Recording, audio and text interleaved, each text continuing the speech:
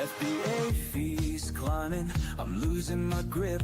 Storage costs rising, they'll never let me skip. Refunds I'm eating, returns pile up too. Oh, Amazon, what else will you do? I look at my dashboard, my profits erased. My margins are gone, it's a slap in the face. Prime Day's a promise, but it's such a race. How much will I make if I'm replaced? It's a cruel, cruel number. Fees keep climbing, profits torn asunder. Oh, it's cruel, the sellers wonder how to survive when the margins go under. It's a cruel, cruel number.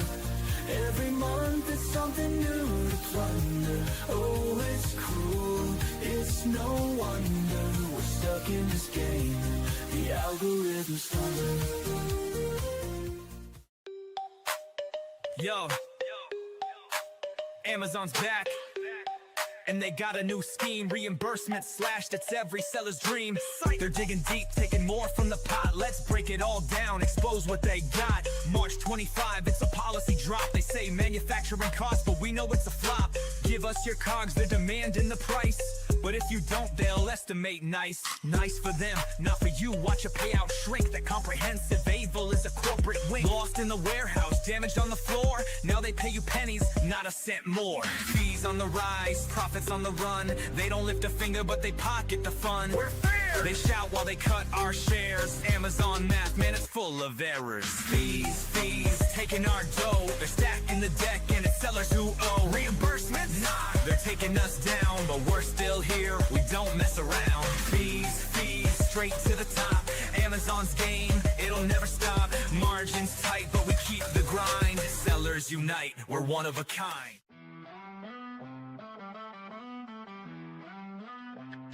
I try to sell my product on Amazon, thought it'd be a breeze. But little did I know I'd be stuck with seller support disease. They never seem to solve my problems, just give me the runaround. I'm tired of waiting on hold. My patience is wearing thin, I'll never be found. Amazon seller support, you suck, you suck, you suck. Can't get no satisfaction. I'm out of luck, out of luck, out of luck. You don't care about my business, just trying to make a buck. Amazon seller support, you suck, you suck, you suck.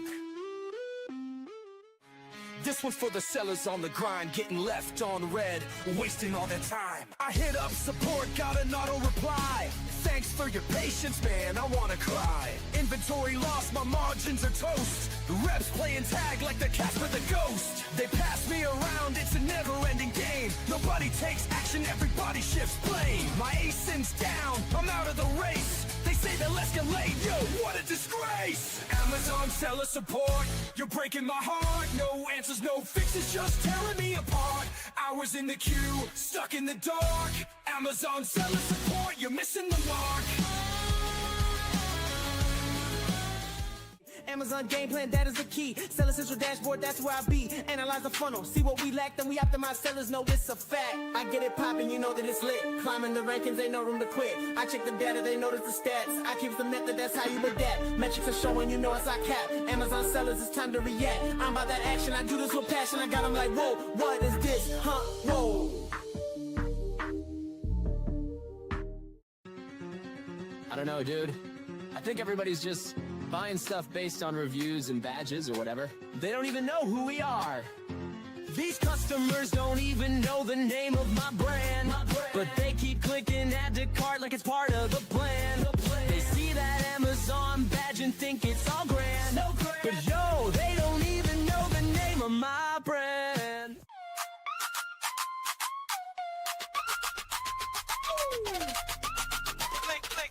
Click, scroll, build your store. Amazon's waiting, what you waiting for? Brand it loud, make it shine. Steven's here to drop the rhyme. Blue tiles, banners, plug and play. Your storefront's live, let's sell a day. Now listen up, I'm Steven Pope, Amazon guru, I'll help you cope. Step 1, get that trademark stamped. Without brand registry, your Amazon cramped. Head to Seller Central, log in quick. Manage stores tab, yeah, that's the trick. Upload your logo, flex that style. You're about to make Jeff Bezos smile. Where pick a template, marquee or grid. Drop your tiles like a branding whiz. Hero image, big and bold. This store's gonna glitter like digital gold. Scroll, build your store. Amazon's waiting, what you waiting for? Brand it loud, make it shine. Steven's here to drop the rhyme. Blue tiles, banners, plug and play. Your storefront's live, let's sell today. Yo. In the trenches of the Amazon game, trying to survive while it's driving me insane. Nobody warns you, they just claim it's passive income. Nah, it's pain. I'm sitting at a birthday, laughing, chilling, next to a newbie Amazon seller spilling. She's like, Prime so smooth, it's a killer. Then try to sell, now she's stuck in a thriller. Finding products, yeah, that's the first grind. Scrolling Alibaba, losing my mind. Sample suck, manufacturers decline. I'm like, dang, how's anyone doing this fine? Ship it in, pay for the bubble wrap, but they ship glass bottles in padded crap. Now I got hot sauce leaks, refund stack, customers pissed. Man, I'm under attack. Amazon's a beast, it's a fight, no peace. From SEO to PPC, the hustle don't cease. Think it's passive? Nah, you better increase your tolerance for chaos or face defeat. Trademark wars, brand registries a scam. They banned my brand, now I'm in a jam. Listings yanked, products ranked and tanked. Lost dogs in the catalog, my account shanked. Now let's talk ads, it's a rabbit hole. 1,000 hours deep, man, it's taking my soul. Weekly negations, bulk sheets for control. Excel's my new weapon, but it's taking its toll. SEO's no joke, keywords in the game. Alt text, A+ content, playing insane. Lifestyle shots, avatars for fame, but the CTR's low, all products look the same. Amazon's a beast, it's a fight, no peace. From SEO to PPC, from SEO to PPC, the hustle don't cease. Think it's passive? Nah, you better increase your tolerance for chaos or face defeat. Let's go to Max School. To Max School. Class is now in session with Professor Pope. They got the SOP, cause Professor Pope wrote the recipe. Helping Amazon sellers grow sales exponentially. Amazon's a jungle, but we map the strategy. Brand strategist playbook, it's a guide to victory. Troubleshooting catalogs, you know we got the answer key. Boosting all your rankings, turning sales into a legacy. SOB so deep, you'd think we studied at Max School. Every step we follow leads to growth, yeah, it's a golden loop. Stuck on keywords, we'll find the ones that work the best. Using Helium 10, strike distance keywords pass the test. Incremental indexing ensures the listing set to rise. From the back end to the bullets, optimization hits the skies. Brand store creation, yeah, we make it shine and flow. A+ content design makes conversions overflow. Need your images on point, best practices in the plan. All text and photo rules ensure your visuals command. SEO meets PPC, it's balanced, every step aligned. We'll construct the MKLs that drive rankings over time. Budget caps and bid adjustments, no more wasted spending. Segmentation builds campaigns that sellers can defend. Got a hijacker, no problem, we'll file to take them down. Review requests in action, 5-star ratings come around. Flat file updates, market share reports, it's all in reach. Professor Pope wrote the SOP so sellers learn and teach. Meanwhile, my Amazon guys on the case, fixing up my problems at lightning pace. Ticket escalations, Mag's the boss. Even Amazon says we'll take the loss. Seller support don't know what's up. Passing the buck when the issue gets tough. They're the official team, but they can't comply. So they say, reach out to my Amazon guy. They're supposed to be the pros, but they can't decode policies and tools from their own damn road. I'm paying fees, yet they bring me stress. But Mag turns my chaos into pure success. Seller support reps, they throwing shade, but then admit, yo, Mag will get you paid. Third-party agency taking the throne while Amazon fumbles in their own damn zone. Seller support don't know what's up. Passing the buck when the issue gets tough. They're the official team, but they can't comply. So they say, reach out to my Amazon guy. So here's the truth. Let's keep it real. Mag's the team with the pro-level skill. Amazon sellers, you know the vibe when support says call Mag. They'll give you peace of mind. Amazon seller support, you can suck my image stack. Sucking is all you're good at anyway. Bezos, hit me up if you want to sell seller support. I'm buying. Laser Chase. Peace. Forgot to unmute myself. Happy Friday, everybody. Welcome to the My Amazon Guy live Friday Q&A. My name is Noah Wickham. I'm VP of Sales and Marketing here at My Amazon Guy. If you have any Amazon or e-commerce related questions, I don't get a lot of e-com ones. I just get Amazon mostly. We really should change this to the Friday e-com live, I guess. Either way, if you have any questions, throw them in the chat now. I will get to them as they come up. That being said, we'll be live about an hour or so. While we're doing all this, we got some news to touch on. So if you're interested in some Amazon news, just e-commerce news in general, we'll touch on that here in a little bit. But in the meantime, we've had questions coming in since 9:30 this morning. So, we have a couple that are backed up here. If you have any currently, feel free, like I said, throw them in the chat. We'll get to them as they pop up. And we're going to have a little good time today. So,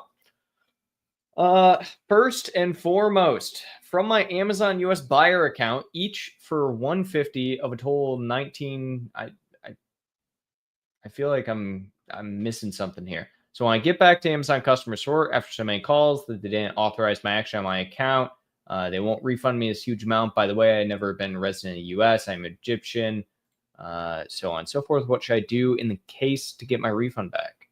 Should I further contact Amazon support again, or what should I do exactly? Well, I'll be full transparent with you. I don't do a lot when it comes to customer inquiries on Amazon questions. This is probably the first one I've actually gotten from a customer and not a seller. And what I will probably tell you is that Amazon favors the customer 99% of the time compared to sellers. Any seller who is in the chat right now can pipe up with their own story, I'm sure, of a situation in which a product got refunded when it absolutely should not have been refunded. That being said, with that being the case, I would sincerely hope that Amazon would go ahead and refund you. I would continue talking to support. Unsure on the entirety of the situation, I guess. But yeah, unfortunately, that sucks. 1,900, 2K lost. Our founder, CEO, Stephen Pope, he recently got a $2,000 refund. It was in the news and everything after 7 years. It was for a TV he bought back in 2018, and they just now, 7 years later, refunded him this year. So we got Craig. Noah, happy Friday. What process do you go through for auto campaign negation? What are you looking for within a campaign to make the decision to negate a keyword or phrase? Very simple answer here, I think. Super similar to pretty much any other campaign. So it's always going to be data driven, right? So you only want to negate a bad keyword, never negate a good keyword. So with any type of negation, you're going to be looking at essentially number of clicks to conversion ratio and your amount of spend. So if you are, let's say, getting 20 clicks and you have 0 conversions, you are going to essentially look at that and say, yeah, that's a negation. We have an entire kind of SOP we go through for our negations. One thing that I think is more impactful at the end of the day than talking about what you should be doing when you're looking at like what to negate from an auto campaign, because again, it follows the same exact process everything else, is go back through all of your negations at least once a week, if not once a month. It's one of the things where sometimes people get a little negation happy, a little trigger happy with your negations. And so what they'll end up doing is they'll throw way too many negations out there, and it turns into now you're not converting at all. So go back through and just double check. Did you negate something that was actually like, lifetime 20% ACoS, but reality is it just had a bad 2 weeks, for instance?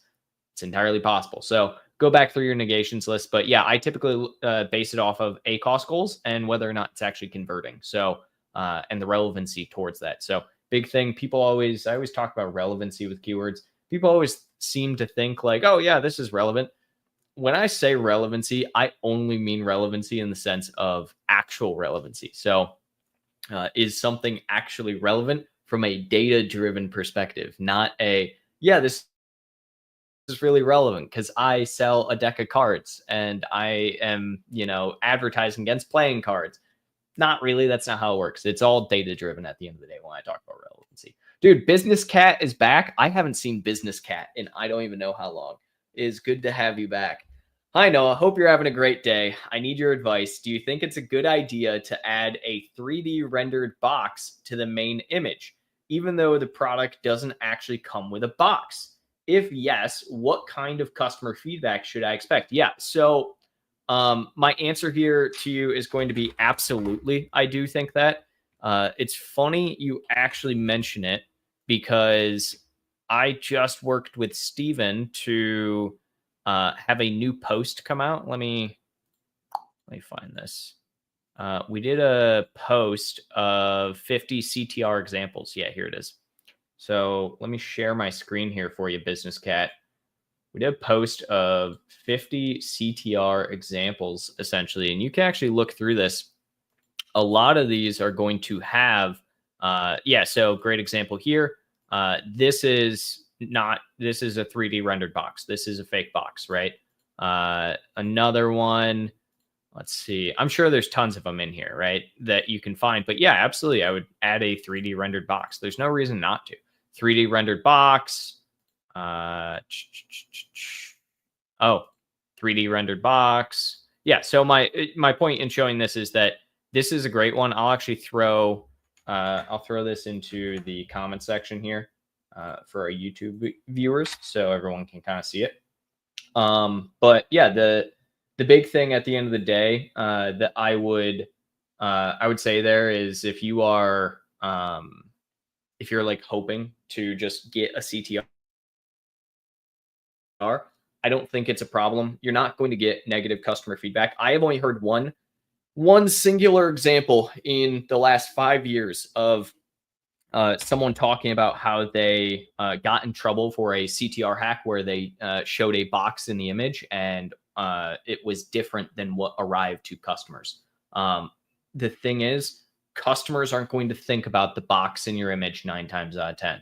The only way that they're going to think about it is like if you create a really stellar box that somebody wants, I guess, right? But realistically, customers don't care at the end of the day as to what is on your main image. It's about selling the product. They care about the product, not the packaging. Let's see. Zane, I know. I launched a new product. The reviews have been not good so far. 3.7 star reviews. Oof. However, the sales have still been amazing. The click-through rate has been at 1.12% for the product, so it's ranking. Yeah, that's actually really good. Nice. Very fast despite the bad reviews. Question is, should we continue to sell this product or get rid of it? What I would say here is you're in kind of a little bit of a pickle. If your product is still selling and it has bad reviews, right? It just sounds like you need to up your review count overall, right? Because if it's still selling, it means you are selling the product that people want. You have great conversion. You are selling what people are searching for, right? It's the age-old thing of you can have a really, really bad product, but if your product is what people want at the end of the day, they'll complain about it and still buy it. Now, that being said, at some point in time, that turns to they won't buy it anymore because your reviews are even tanking even more. But if you just launched it and you're at 3.7, it's a new product and you're still getting sales velocity in even with 3.7, I wouldn't worry about it, right?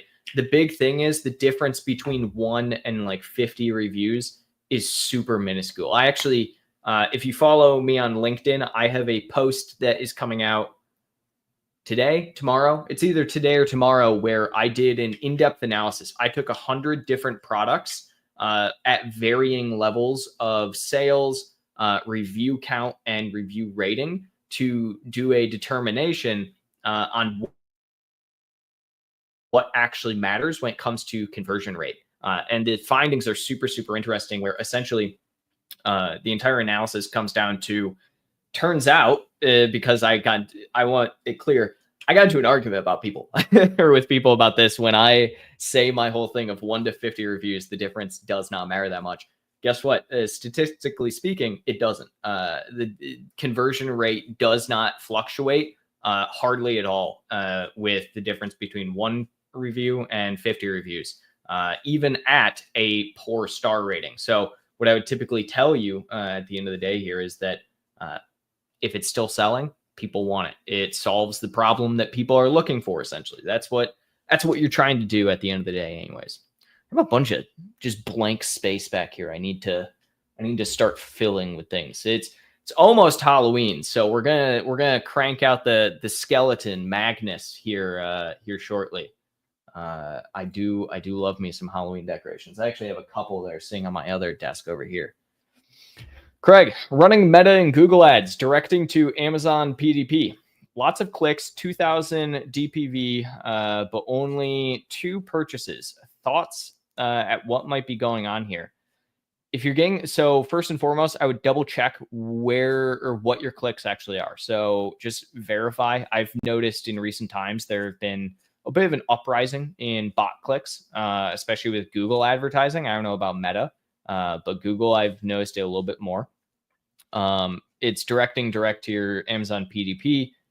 I'm up in the air on it, right? So something we've done in the past, because I have seen this in the past where essentially people were getting far more clicks towards the actual product, but we're not seeing the conversion from those clicks, is that we create landing pages with a buy with Prime button that essentially just auto pushes the product. And so people actually just go to a landing page versus go off Amazon for it. A problem at the end of the day with like Google advertising right now with Amazon, in my opinion, is people will search for a product on Google and they're starting their search there. And so what that means essentially, yeah, they'll click on the product, but then they'll just go and click on a different product because it's not the exact thing they want. They were more searching for a way to get to finding products like that. So I do a little bit of testing, Craig. Try the landing page thing. Honestly, I don't find a ton of value in directing straight to Amazon's page, and rather landing page with a ability to purchase direct on Amazon or direct from Amazon has worked really, really well for our clients in the past. I would also question, a lot of times I don't even do Google ads towards Amazon anymore. Same with Meta, very infrequently. It's more direct to consumer. Anytime that we do, like I said, it's landing page based. Sahil, hello Noah. What is the good cost to start selling on Amazon, including product cost, Vine, LLC, trademark, and ads? Yeah, a couple years ago, I would tell somebody $2,500 to $5,000, and you could get yourself a product manufactured, your ad cost, everything, designs, SEO, across the board, get up and running in like a month. I'm probably going to tell you minimum 7,500, if not 10K. At this point in time to get started with any kind of product. Realistically, that's going to cover your first round of manufactured goods. That is going to cover your design work from a pretty good designer. It's going to cover your SEO. It's going to cover your listing, your Amazon fee, right, of getting started there, your LLC fee of getting started. It's going to cover your initial month's ad budget as well. I don't recommend Vine, to be honest. I just find that Vine just isn't great for reviews, in my opinion. Yeah, all of that being said, big thing as far as, getting started, easiest thing, just get started. Now, there are areas there you can cut down on costs, right? You can do your own SEO research. You can try and do your own designs via Canva. I would not recommend using manufacturer photos. Those usually are pretty bad, in my opinion. So, certain areas you can cut down on overall expenditure, but 7,500 to 10K, in my opinion, is kind of like the baseline for starting a brand at this point in time. Realify Games. Hey, Noah, is it better to focus on 300 keywords but bid 50% lower, or focus on 100 keywords but increase the bids more? Just example questions to see how you think on this. Yeah, I would say absolutely the 100 keywords, right? So if you're bidding 50% lower across keywords, that I think you might be misguided on how, typically speaking, bidding on Amazon advertising actually works, right? Is bid the only thing that comes into play when it shows a ad on Amazon search? No. Amazon does take things such as your click-through rate, conversion rate towards specific keywords into account. That being said, 50% lower than like what other people are bidding is going to be too low. You're just not going to actually get impressions across the board. If you're talking about just keyword in general, I mean, that's just not how it works, right? You can choose some keywords to be lower on, especially if they are less relevant, so to speak, but they have decent conversion. So, for instance, like an auto catch-all campaign. Auto catch-all campaign, I typically suggest doing like 15 to 20 cents as your bid structure on those, which is super low, right? But the point is exactly that. You want to get conversions at as cheap as possible of a rate. Now, focusing on 300 keywords, bidding 50% lower, 300 is just a lot of keywords, right? And it would be baffling to me if you have 300 examples of super low bid structure keywords that you're still converting on well enough to get decent organic ranking on, right? So I think there's a mixed bag of how you can kind of answer this question, but I really would just focus on the 100, right? Focus on what's working, double down on it. If you find a keyword that is working exceptionally well, and you just convert, you have a 50% conversion ratio. Are you going to care about increasing your bid on that keyword to gain more traction on it? Probably not. It's Sigma. That's a name. When trying to increase market share and new to brand sales, what tactics would you recommend for DNA kits? Super niche category with few keywords. We have strong branding keywords, but need more new to brand sales. Yeah. So new to brand sales is going to be super hard when you're in niche category. The primary thing that I would actually probably focus on, especially knowing that category decently well, because I've worked with a couple of clients within the category, branding. You need to essentially prop yourself up in the category as like the primary search, right? So I know, for instance, like Ancestry, right? Let's use them as an example. Historically speaking, they don't look at like DNA kits anymore. They look at Ancestry because their brand has outgrown DNA kits. So I would look at doing sponsored brand video. Now, don't put a hefty mass on that, but I would also look at some of the new sponsored product audience targeting. So I posted a video, I think it came out this week actually, talking about the sponsored product audience targeting.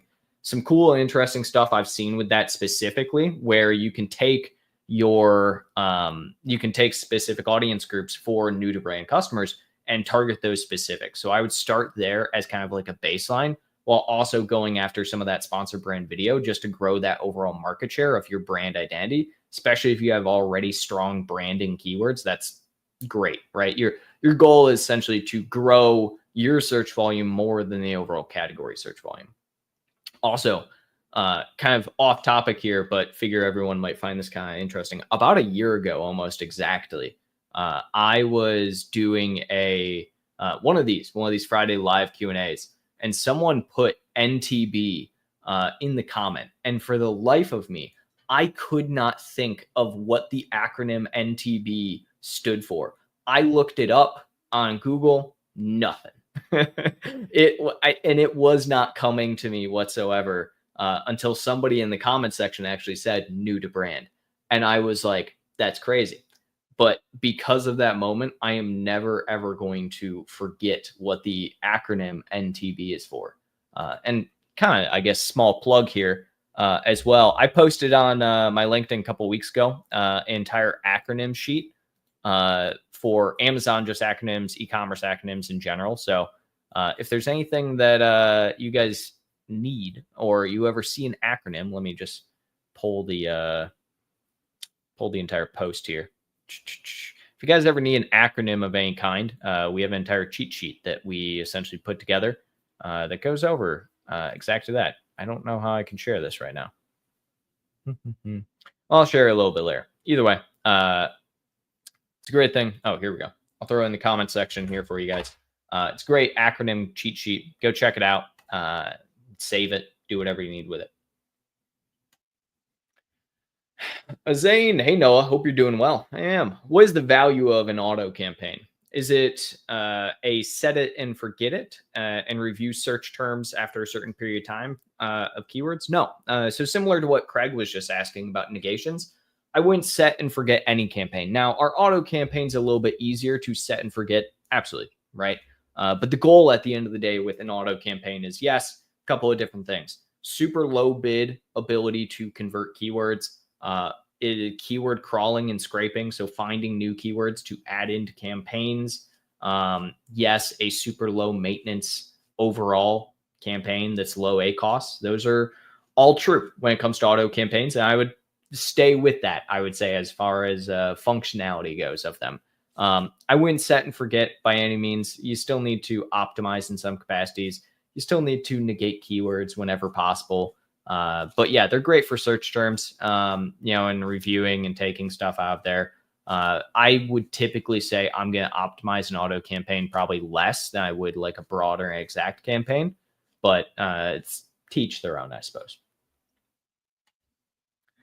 Kindly talk about one keyword equals one ad group equals one campaign structure, and other structure also like one campaign, 5 keywords per match type.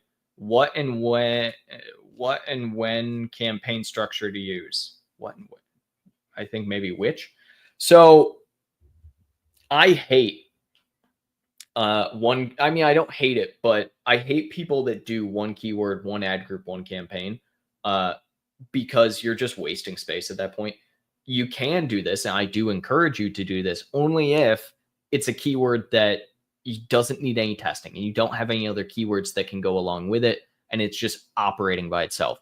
The entire reason that I suggest typically one campaign, one ad group, 5 keywords, or even one keyword, so let's say 1 to 10 keywords per ad group, per campaign, is because it's super simple to see if it's actually being effective or not, right? You can actually see data specific towards it. You're not lost in the fact of a campaign has 100 keywords and 10 different ad groups, right?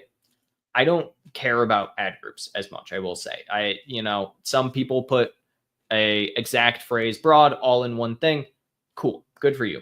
It doesn't help when you're trying to navigate budget constraints at all. It doesn't help in a lot of these different capacities. So I'm up in the air on it. The easiest way to answer this question is it helps you organize, right? And it helps you see very clearly from a top level how everything is performing. You don't need to dig in super deep.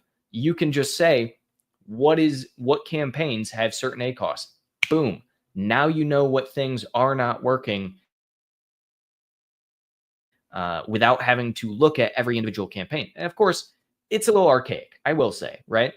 Because Amazon advertising has gotten better over the years, right? We're able to see specific keywords and targets and actually do that. Back in the day, you couldn't do those things. You couldn't go into Amazon ads and be like, oh, I want to see exactly how this keyword across different campaigns is performing.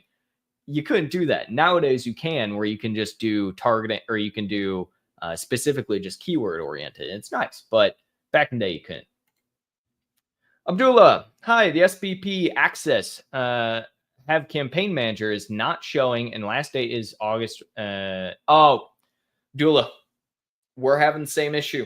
You have to submit support cases and just keep submitting them. We have been submitting them for the past month and a half and still haven't gotten it fully resolved. We have it resolved in some areas, not resolved in other areas. Yeah, it's a big pain in the butt. Yeah, the deadline is in 6 days. Amazon doesn't care. I personally don't think Amazon's actually going to kick out every single user account from seller accounts. I don't think that's going to happen. But yeah, I do think that essentially it's going to be a problem here shortly where they are going to do this and their system is not set up properly. But yeah, you just have to keep submitting support cases. We've been doing it for the past month and a half. I have seen people get this resolved, so I know that it can be resolved. I worked with one other agency who had the issue, and I helped them on it. So I know it can be resolved. It's just going to be a pain in the butt to do so. What is the easiest way to brand registry? Easiest way to brand registry would be heading on over to myamazonguy.com/trademark. Let me double check. Yeah, /trademark. Let me share this screen and having us do it for you. We can do global trademark registration across the board, all these different countries. check it out. If it's US, super easy, $980. That gets you the trademark through USPTO. That gets you the documentation for the trademark. It gets you brand registry access as well. We'll do everything. So that's the easiest way, in my opinion. If you already have your trademark, it's a super simple process. You just enroll brand registry with your trademark. Hey, Noah. Fold your advice with adding keywords to the main image, but image keeps being suppressed regardless. Any advice on what to do? Amazon. Oh, I'm taking a screenshot of that one. Oh, that's funny. Yeah, so specifically, it's like, okay, so it's a problem we've seen in recent times. About 2 months ago, I did a webinar live with John Aspinall about this, where Amazon has recently rolled out, I think it's called Bulldog, which is like an AI crawling software for main images, where essentially they are looking for main image hacks that don't meet standards. So the thing you have to do nowadays is you have to essentially create your main image in a very particular way. What I would suggest to you is, if you have anything that's a hang tag off of it, if you have any stickers that are on the product, take them off. Do a box in the background. That is like a near guaranteed as far as it goes. Make sure the product is there. If you can remind me what your product category is, I could probably help with this a little bit more. Worst case scenario, Minecraft, you reach out to us, my Amazon, or podcast at myamazonguy.com.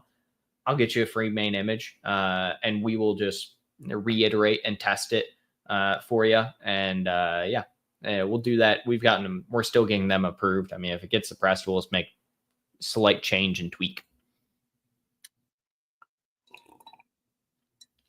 Promise I'm not actually drinking poison. I mean, caffeine is probably some form of poison for you, but regardless. This is the first missing message from the top 3 messages. I don't think I understand. There is no missing message. This is the one. Okay. I tried helping. Video games explained. You know, I've never checked out. This guy comments all the time. I've never actually checked his channel to see if he actually does explain video games. I should do that at some point. And I'm a video game guy. I love seeing if video games get explained. How can we run meta ads to Amazon when Amazon doesn't allow Amazon data to be collected by Meta? Any advice? Yeah. So again, landing page. That's the biggest thing. So that's the biggest thing, is the landing page. But I think you're also missing the point of your Amazon. Yes, doesn't allow data to be collected by Meta.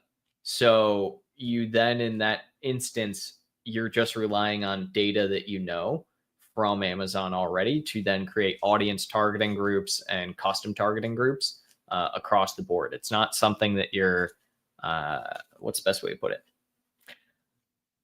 You don't need that data to run the meta ads, I guess is the best way to put it. Amazon will have its own data. Meta will have its own data. You aren't going to be able to do a direct tracking, I guess, on the Meta side for all of that advertising data. That's where Amazon attribution comes in. So essentially, you have to track that data on the Amazon attribution side with an attribution link. Again, you could circumvent all of this by pointing to a landing page versus just directly to Amazon. And while I'm looking up this channel right now, I'm determined to know if Video Games Explained actually explains video games. There is a channel called Video Games Explained, but it is not your channel. Awkward. If you're looking to move countries yourself, would you need to change your primary contact address? I'm looking to move to Afghanistan as it's cheaper, but I own a residence in the U.S. too. But so I won't visit my U.S. residence for a whole year. But my question is, do I need to change this on Amazon? Or does Amazon assume my residence for my bank statements or utility bills, et cetera? Yeah. So if you're keeping your U.S. residence, there's zero reason why you need to change that on Amazon. Now, that being said, you might miss some important documentation that comes through. You might miss some mail of some kind. So what I would suggest is potentially putting a mail forwarding up so you can still get that mail. You can also work with companies where essentially you mail forward from your address to a company that then opens the mail, scans everything, and you get it neatly in your email inbox. So I know plenty of people who do it that way as well. I've actually done that because I have done historically a virtual address, and that's essentially how a lot of virtual addresses will work. Is it's essentially just a building where tons and tons of mail goes to, and they set up a like number. So it's 123 North Street, number 2, let's say, and they scan all the mail for number 2, email it to you, and then but they also have a 1, 2, 3, 4, 5, 6, 7, and so on and so forth. US Amazon bids are insane. Most of my bids start at 21 euro. I think that's euro. Is that the sign for euro? I might be misguided here, but dumb American, I guess. Suggested bid. I saw some videos for US Amazon and bids were starting at $1.10. If you're new, 10x easier to focus on smaller markets and 10x easier to rank in smaller markets like the UK. My niche has a monthly revenue of $100,000 for the entire niche, as that's considered huge. Something to think about. Yeah. So the easiest way to look at this in your mind is the fact that, bids are extremely expensive in the US. Competition is more than 10x that of the UK. That being said, sales are also about 10x, if not more, than the UK. I think the UK did something like 30 billion. I would have to sales on Amazon by every market. I'd have to look this up again. I saw it recently. I think the UK is third largest, if I'm not mistaken. Yeah, so the UK in 2024 did 38 billion in annual sales. For reference, in just Q1 of this year, North America, or the US, I should say, did 100.1 billion in just Q1. So essentially, the US did 3x the number of sales, or about 2.5x the number of sales as the entirety of the UK in just one quarter. So yeah, it's about 10x as large as the UK. So when you say, it's, bids are super expensive, they are. The market's also insanely large comparatively.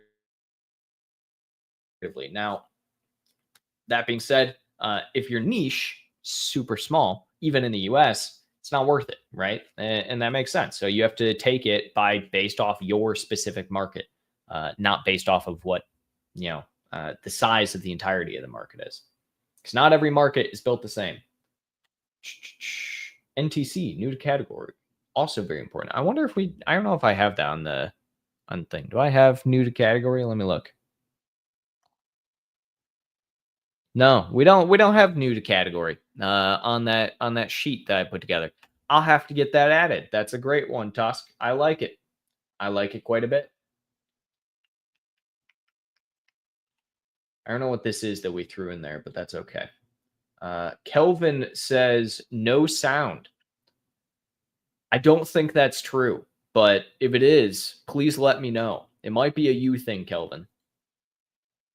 Sub for no reason gameplay. What is with all these gameplay channels? You guys, I'm looking this one up too. I want to know, is this a thing? Sub for no reason gameplay. Let's look here. I'm just saying, I don't see a video right off the bat. I feel like these are just video channelers at the end of the day. I got frustrated with Amazon once and told the representative, SYBAU, and now I'm banned from creating tickets. I don't know what SYBAU stands for. I'm a little afraid what it stands for. Hold on. BAU.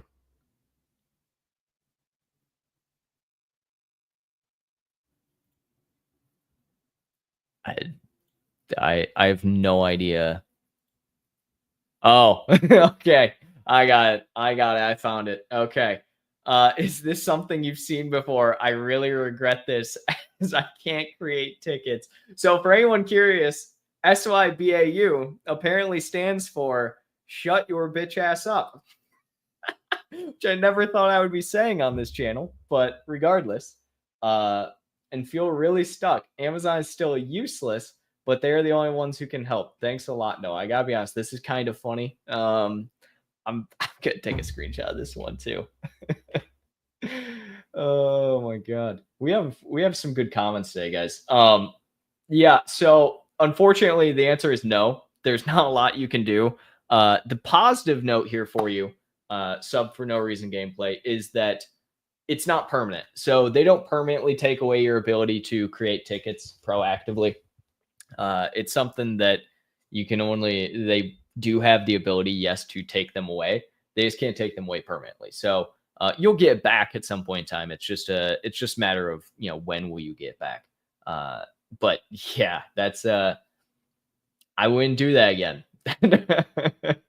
I don't mean to laugh at your situation, but it is kind of humorous that that's what ended up getting you banned, so to speak. So lesson to the wise for everyone, or from the wise, I should say.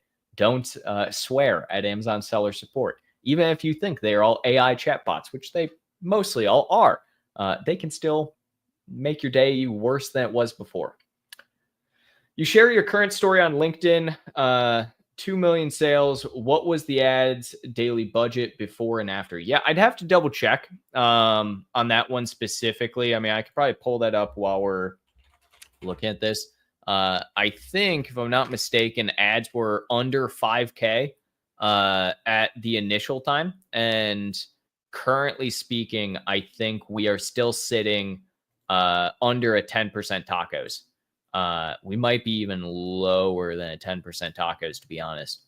I'll have to double check it, but I can post some actual details as well. What account was that?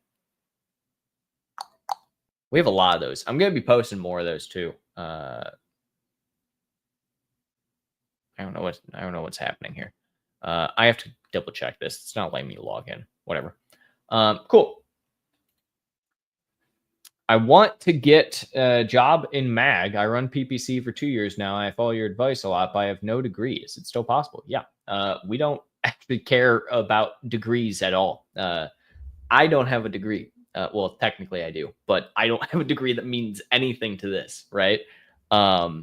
Yeah, no, we don't care about degrees. At the end of the day, we care about aptitude, ability, culture fit, experience. So yeah, head on over to myamazonguy.com/jobs, fill out an application. Our team will get in contact with you.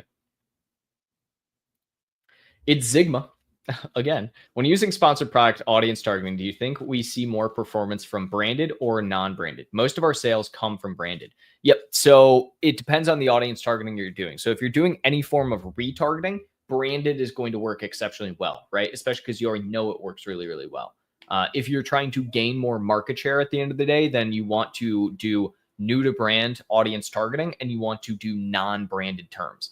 The purpose of that is that you have a larger swath of what those people are looking for. You're looking specifically for people who don't know your brand and aren't looking up your brand. So if you have great brand identity, you need to capture more market share at the end of the day from your non-branded terms. And so the audience targeting is going to be better for you from the from non-branded perspective, just on growing your overall market share. Would sponsored display audience targeting help here as well? Yeah, it would, but I wouldn't put a ton of stock into it. So we only utilize about 2% of our entire budget on marketing across the board on average on sponsored display. It's good for what it does, but it's usually more retargeting basis. My average cost per click is $1.58. I'm running 10 campaigns, 8 exact match, 2 broad match. The exacts are 5 to 12 low volume keywords. Broads only have 1 keyword. Is this reasonable for a launch/keyword research period? Budget $100 a day. Yeah, I mean, it's okay. You're probably a little overextended on exact match compared to broad match. I'd probably want to do a little bit more broad match, to be honest. Than I would exact. That being said, I don't think that this is wrong in any way, what you're doing there. Yeah, you probably need more keywords if you're only doing, I mean, it sounds like you're only doing basically 12 or 13 total keywords, unless you're saying like that's per campaign, in which case you're probably doing fine from a research perspective. You could add some phrase match in there as well. That wouldn't be an issue. But yeah, I wouldn't extend yourself so much on the exact. I'd probably do a little bit more broad if you're trying to do more keyword research. So Hill, I've recently come across a product that has gone viral on Reels, YouTube Shorts, and TikTok with some videos easily crossing 50 million plus views. I notice people are highly engaged in the comments and genuinely loving the product. Interestingly, the current viral brand is not selling on Amazon.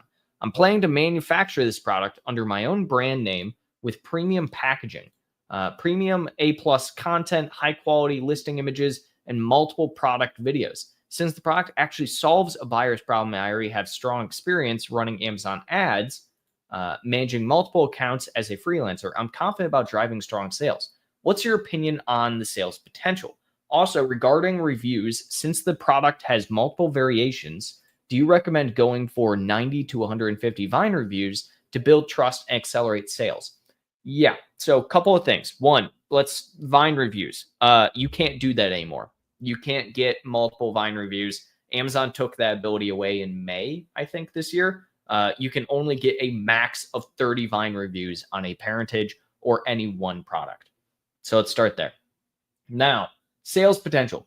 One thing I didn't hear you say or mention that you looked into when you're looking at it and manufacturing the product, verify to make sure they do not have any kind of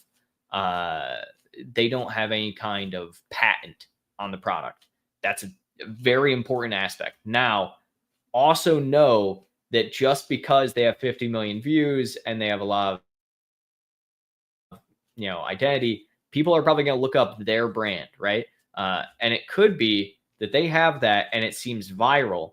It's only viral for a time being. At the end of the day, I'm not a big fan of viral products because by the time something is viral and by the time you see it, it is already on the way out. Fidget spinners is a great example. I knew a guy who went all in on fidget spinners, bought $50,000 worth of stock.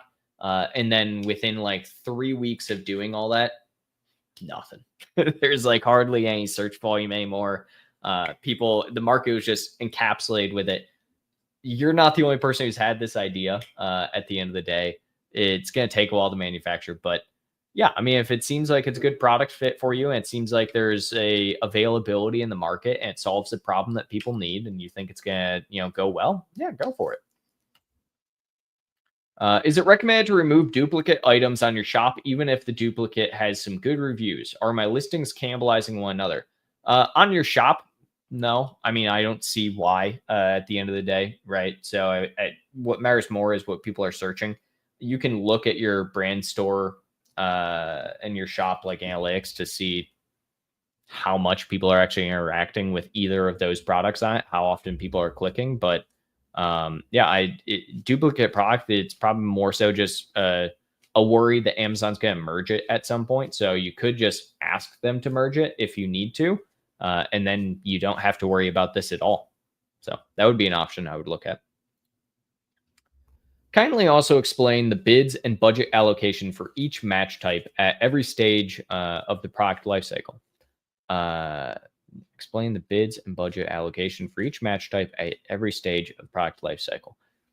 That's not something you just can explain. So I'm going to use my favorite phrase. It depends.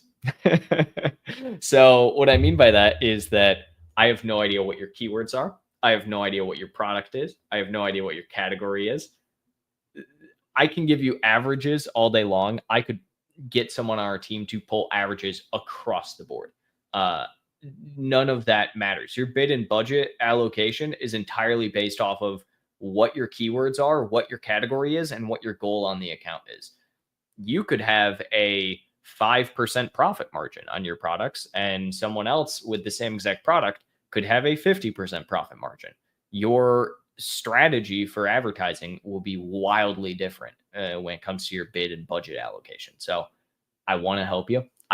This is not enough information to do that, essentially. Noah, for serving Christ, more power to you.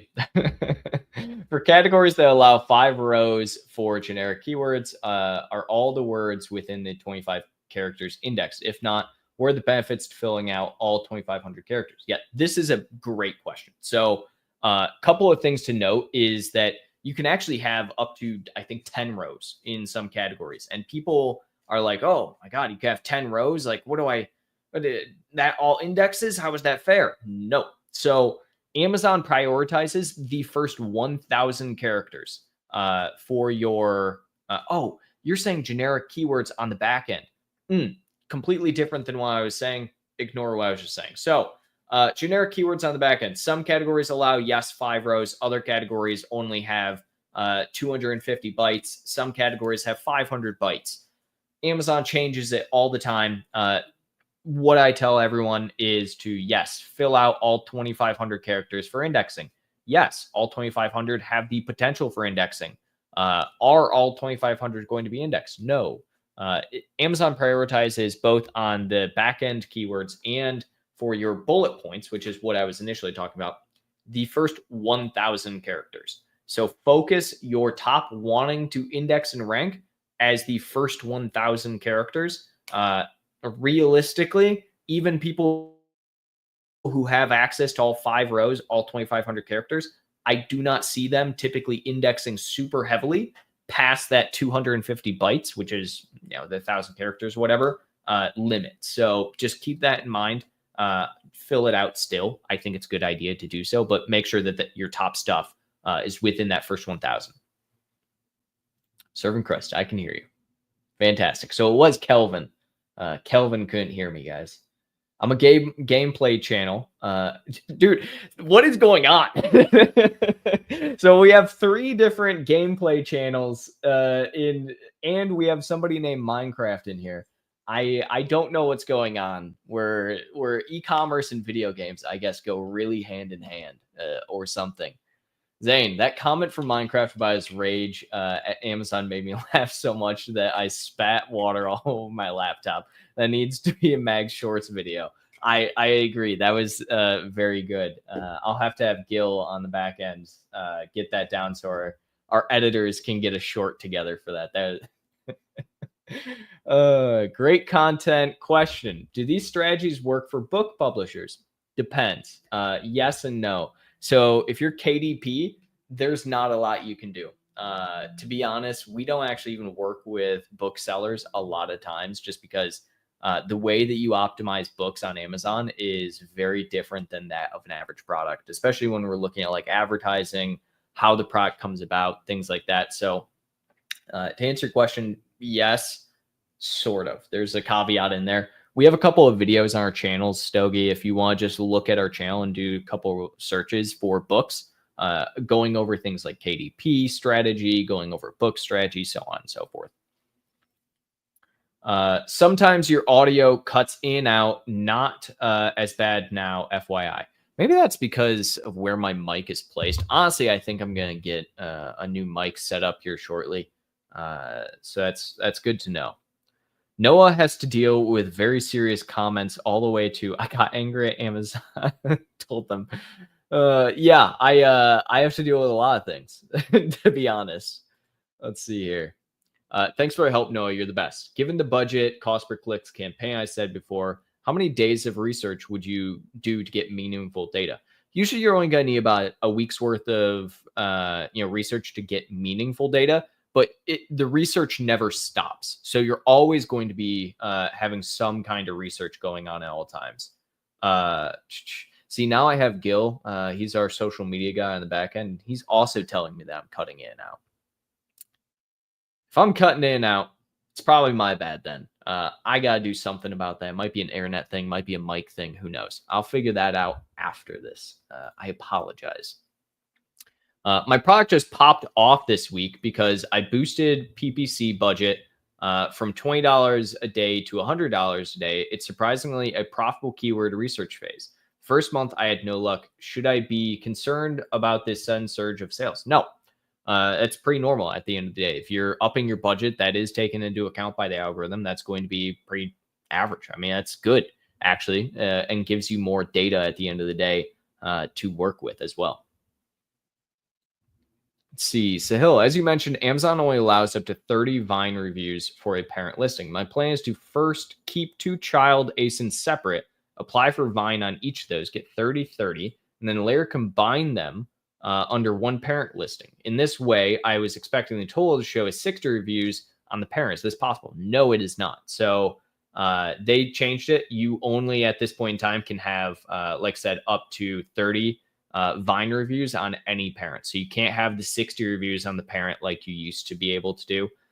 They changed that back in May, like I said, so that essentially even if you had 1,000 variations under a parent, and that's why they do it, because people were doing that. They would just create 45 different variations and then just get 30 reviews on each.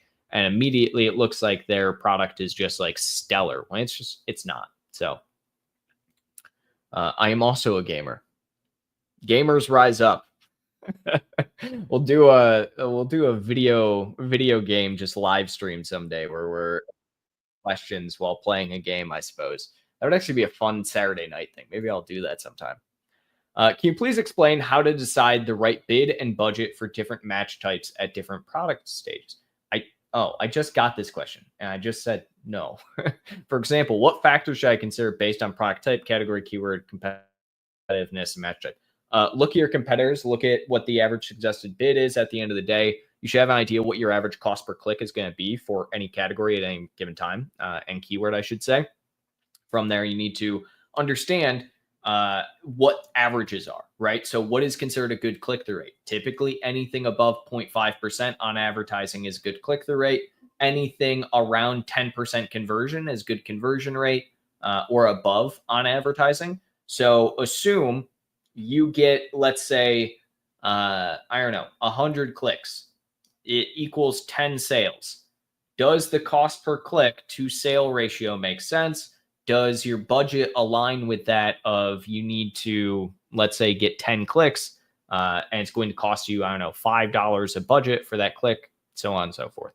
It's kind of just a work your way backwards situation. As a PPC manager, where should I get my clients from? Where would you go? Yeah, I mean, in the past, it's one of those, you do some reach out, you make content. If you're just like a freelancer or something like that, and you're wanting to freelance, tons of sites you can do. Freelancer.com, Upwork, Fiverr, all of those are decent ones for like single one-off individuals. That said, I mean, the biggest thing is post content like this. I mean, I would say half of our client base comes from directly our channel, our content, everything we put out there. I'm sure that there are current clients in the chat right now. Oh, missed one. I think your audio cutting issues are internet related. Your audio desyncs with the video. Yeah, great. I am on Wi-Fi. I need to probably change that.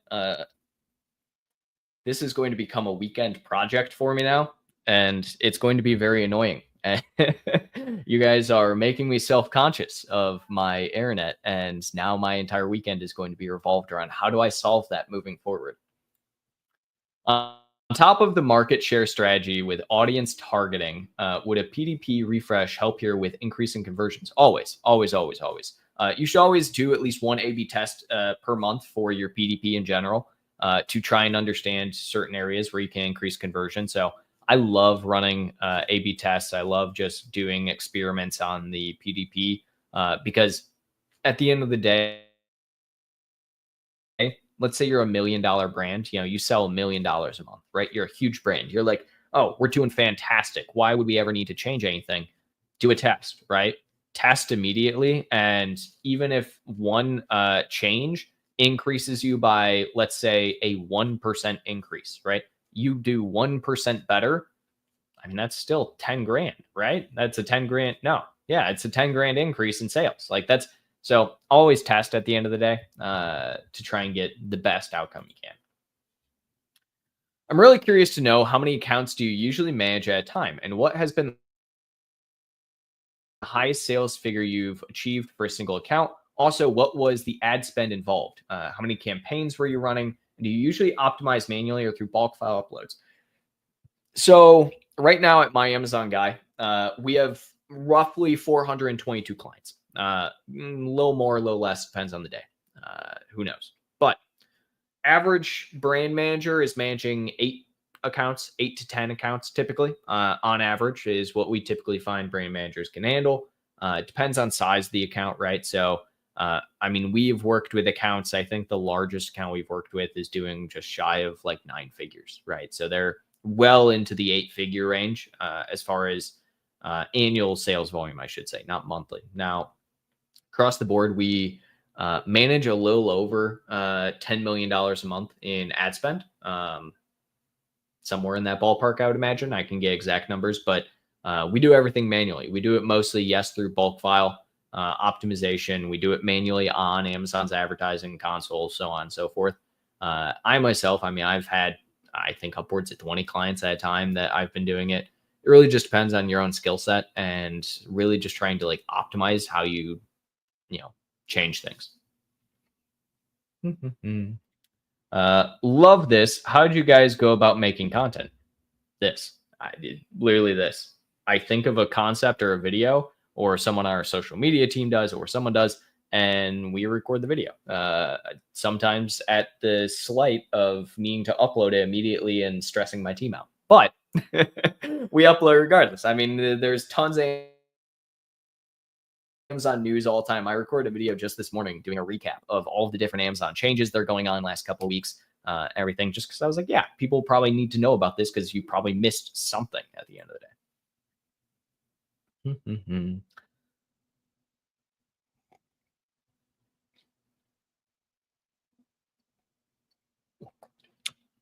I saw the internet bar pop up and I wanted to give it a second. So I'm hoping that I gave it enough time.